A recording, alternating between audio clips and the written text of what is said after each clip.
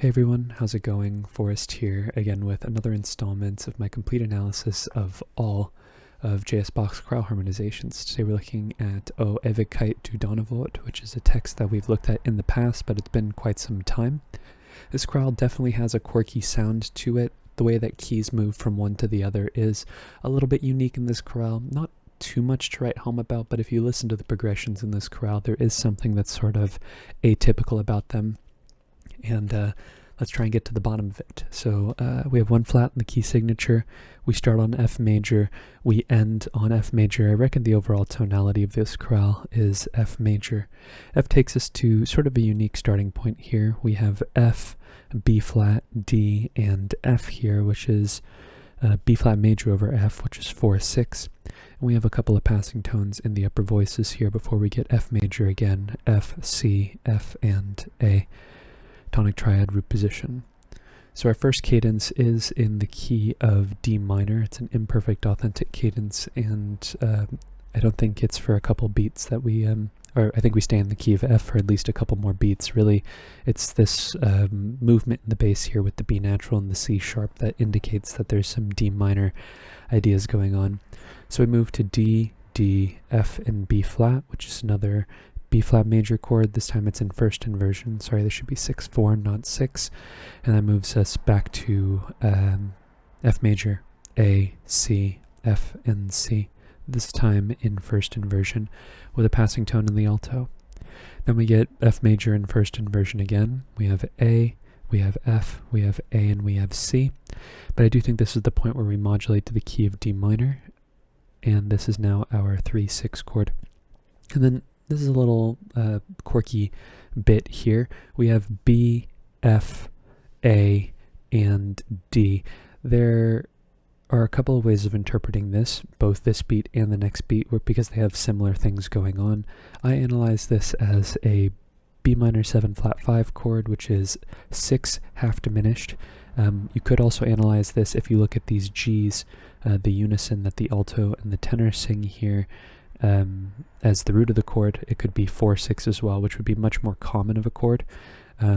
However, whether you analyze this as 6/7 or whether you analyze it as 4/6, they're very similar in terms of their pitch content.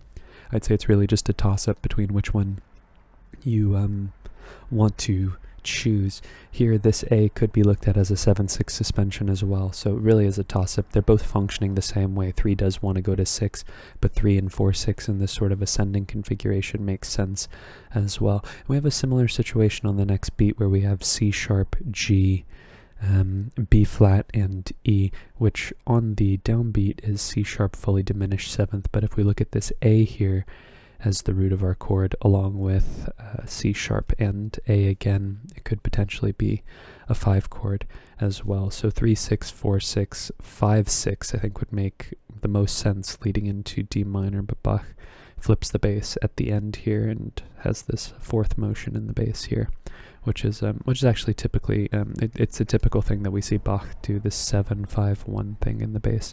But yeah, 3/4/6/5 or 3/6/7/7/7. I think they're both more or less accomplishing the same thing, both in terms of function and in pitch content, because the chords are so similar to one another.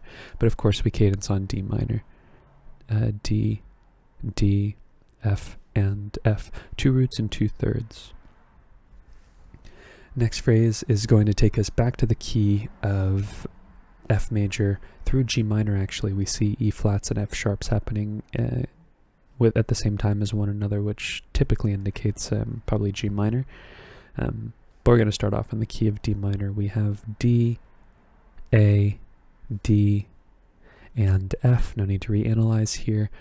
And then we have a similar sort of thing going on here, but sort of like the reverse, where in the beginning of the chorale we have the bass leap up an octave. Here we have the bass leap down an octave. So we have D, B flat, D, and F, which is B flat major over D.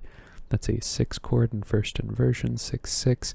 Then we have some passing tones here in the upper voices, which is actually kind of interesting because the resulting chord, if you take the aggregate, is D, B flat, E, and G, which is E minor 7 flat 5 over D, 2/4/2, and 6 wants to go to 2, but this is technically a 4-2 chord that doesn't resolve the way we would expect. We would expect it to resolve to some type of 5-6 chord, or yeah, whether it be 5-6-5 or 5-6.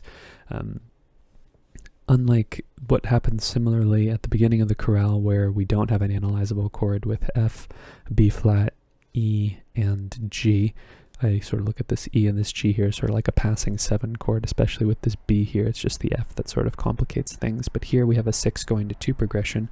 I would expect it to go to 5-6, but Bach leaps up in the bass. So this is kind of an unusual progression here because two things are happening. One, we have 6 to 2, and the 4-2 chord does not resolve where we would expect. And we have a 2-to-1 progression where we have D minor. I'd say really the only grain of salt here would be the fact that this is a subdivided chord progression, and really it's this chord I feel is more coincidental than anything else. The fact that we have voices moving in the upper, we have passing tones in the upper voices that fill out this chord. They don't really have as much I guess significance as the bass being held here for 2 beats. Or am I trying to say that they have more significance? What I'm trying to say is the fact that because it gets introduced off of the harmonic rhythm really at the last beat in the measure, like the last half beat of the measure even, that's what creates, the chord is coincidental. And because the chord is more coincidental than anything else, it feels like the progression is maybe a little less fascinating than, say, you know, a 2 chord going to a 1 chord on subsequent harmonic rhythmic beats. But regardless, we do go to a 1 chord here, and if you've watched my videos in the past, you know that 2-to-1 is a very rare progression in Bach. It's usually veiled with something, just like it is in this case. It's being veiled, but there's sort of 2 layers of depth going into this progression here, at least the way that I've familiarized myself with Bach's writing. So we have D, F, F, and A. It's our tonic triad, root position, and that takes us to C, G major over B. We have, or G minor over B, apologies. The C is an accented non-chord tone. We have B flat, D, G, and B flat, which is 4-6. And I think this is where we go to the key of, sorry, not D minor. Let me go ahead and fix that. G minor. Kind of make it look like a G. G minor, where it's now 1-6. And then we have A, E flat, F sharp, and C, which is F sharp fully diminished 7th over A, 7-6-5.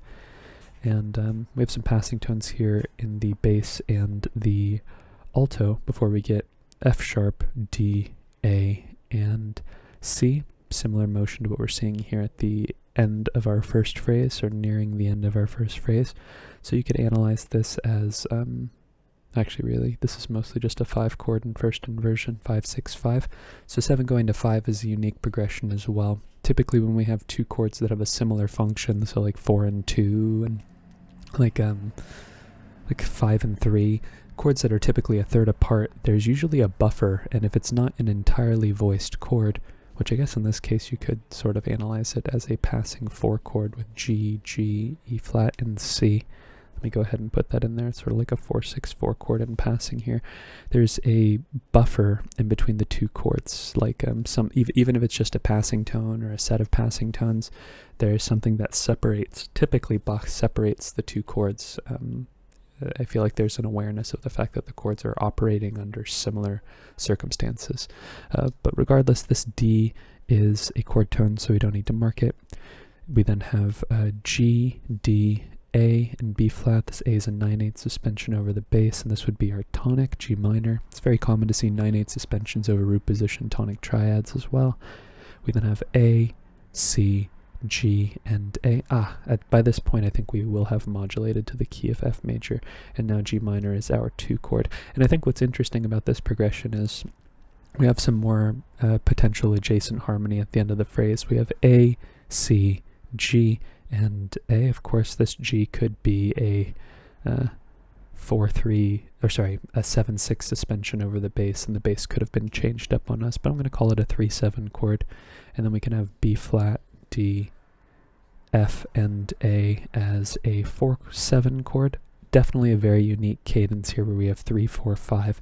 If we have seen it, it's been a long time, but I don't think that I've encountered a chorale with this particular configuration in the past. C, E natural, C, and G. That's our 5-chord root position. So really 2, 3, 4, 5, a very interesting progression where all the chords are in root position as well, just working their way up the scale. And to take out the A section, we have just more material in the key of F major. We end with a perfect authentic cadence. So we start the phrase off with a little bit of an interesting phrase, again sort of maybe drawing a comparison to what is happening at the beginning of the chorale, which is 1 and 4 sort of being alternated between, but we start off with F major, which is our tonic triad, F, F, C, and A. And this E flat, it almost feels like I'm in 3/4 right now, and I would mark this as a passing tone, but I think this E flat is just going to constitute its own chord here. The E flat turns this F major chord into F7, which would be 5/7 of 4. I think also you could just imply that this would be 5 of 4, and this beat would be just adding the 7th. I think they're both valid analyses because the chorale does eventually resolve to B flat major, B flat, D, D, and F.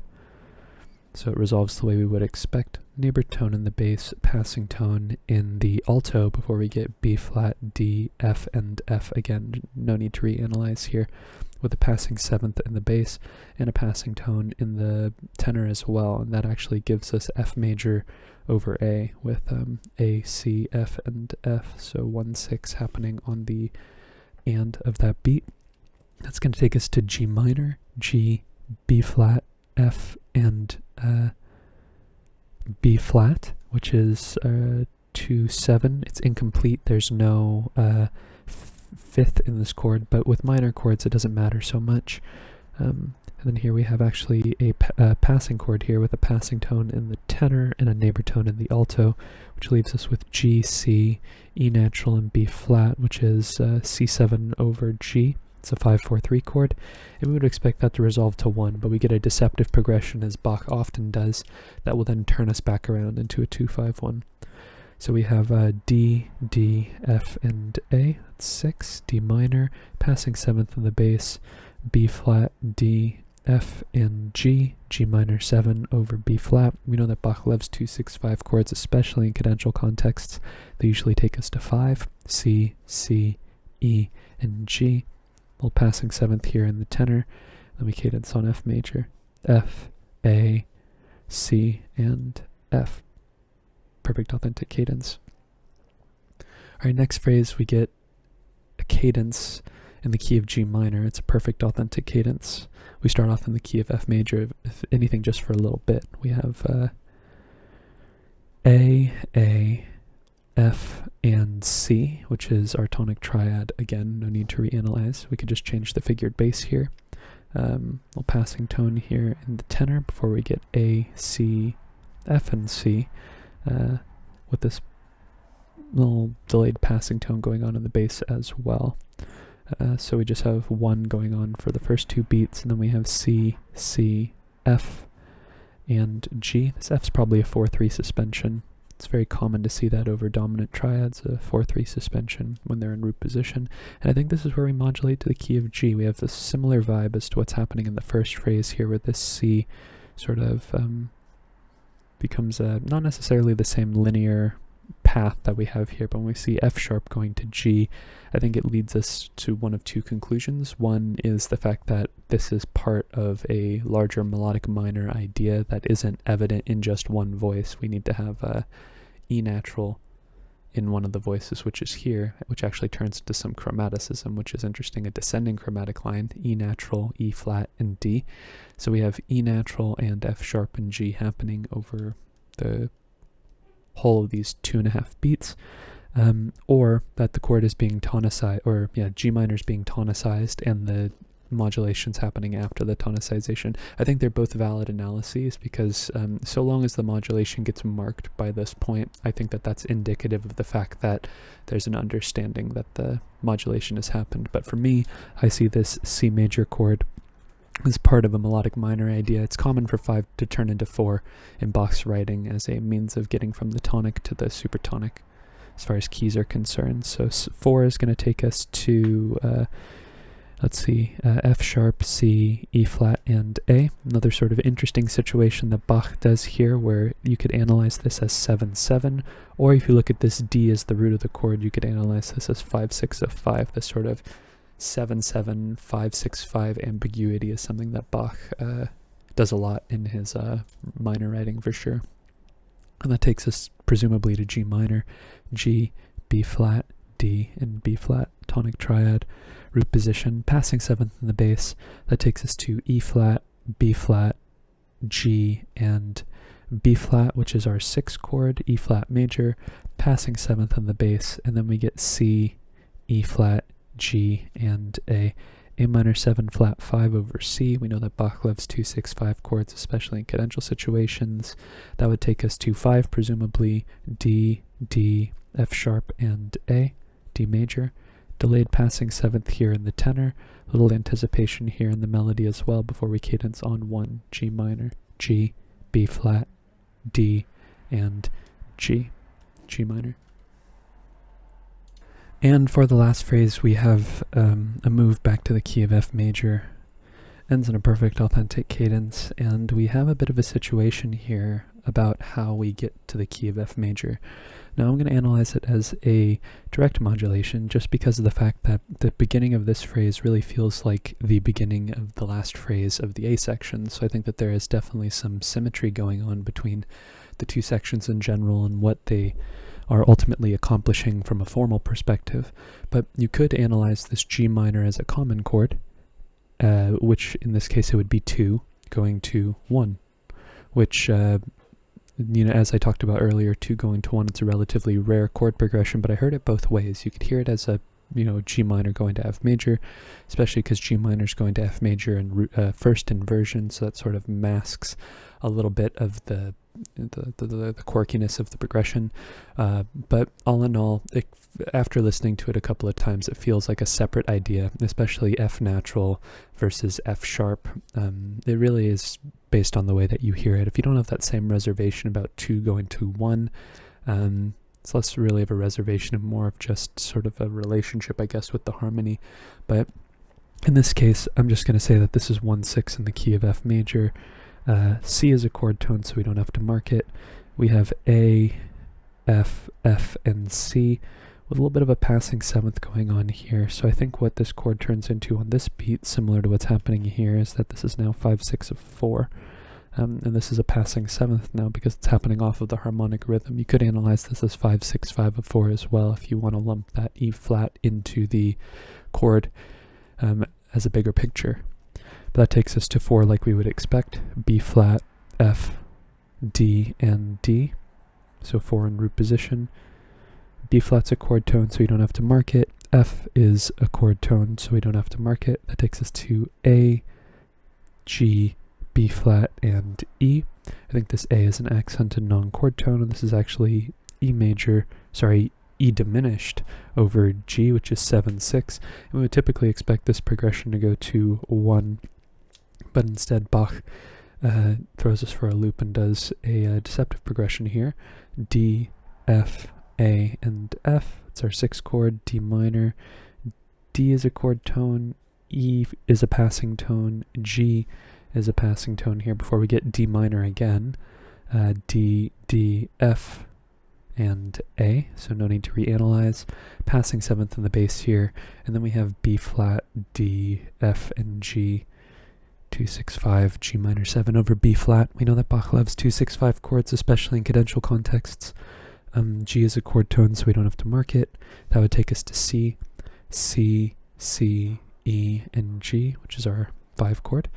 Passing 7th in the tenor.